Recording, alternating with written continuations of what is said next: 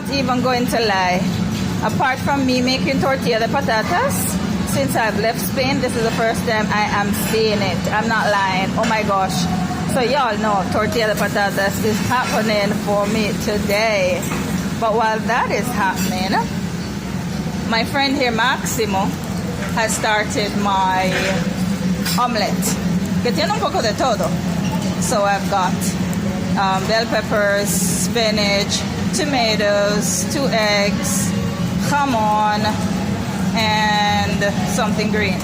Yeah, this is our breakfast station right here at Catalonia Hotel. It's kind of weird for me to say Catalonia Hotel because Catalonia es Catalonia para mí. Pero bueno, ya sabes. Yes,